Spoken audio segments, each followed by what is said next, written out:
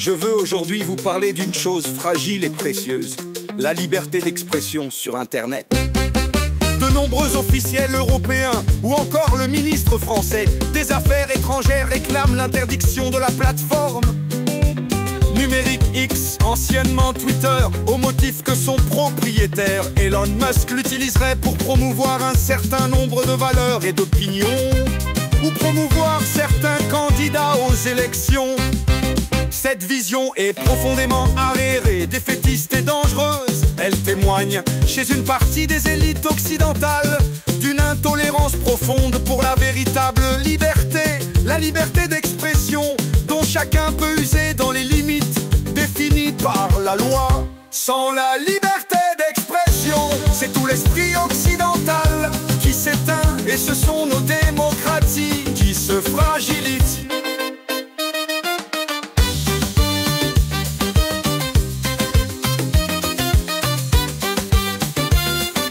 À ce titre, les récentes déclarations de l'ancien commissaire européen français Thierry Breton font froid dans le dos. Il reconnaît ouvertement que l'Europe a fait annuler les élections en Roumanie par crainte de la victoire d'un candidat surprise et sous prétexte de prétendue manipulation visant les réseaux sociaux, notamment au travers de TikTok. Le même Thierry Breton prétend que l'Union européenne pourrait faire annuler les prochaines élections allemandes face à la prétendue, je cite, ingérence d'Elon Musk. Ce sont des propos graves dignes des romans d'Orwell. Ceux qui prétendent défendre la démocratie menacent désormais d'annuler les élections démocratiques au prétexte que les résultats pourraient leur déplaire. Soyons clairs, il faut être extrêmement attentif sur le pouvoir de l'argent et vigilant sur les agissements de milliardaires ou de chefs d'entreprise, car nul ne doit être au-dessus des lois. Les seuls décisionnaires doivent rester les peuples. Il faut bien surveiller à la neutralité des algorithmes, dont le rôle n'est pas d'encourager des valeurs ou des opinions face à d'autres, mais jamais la liberté d'expression ne doit être entravée.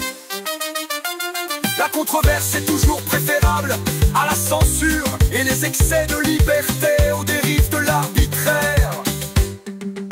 Le véritable enjeu pour les nations d'Europe est de parvenir à créer leur propre plateforme numérique. C'est d'encourager l'émergence de géants européens du numérique.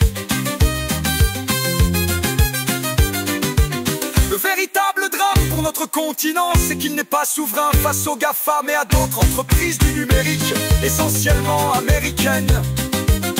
Notre approche ne doit pas être punitive ou normative, comme elle l'est aujourd'hui quasi exclusivement.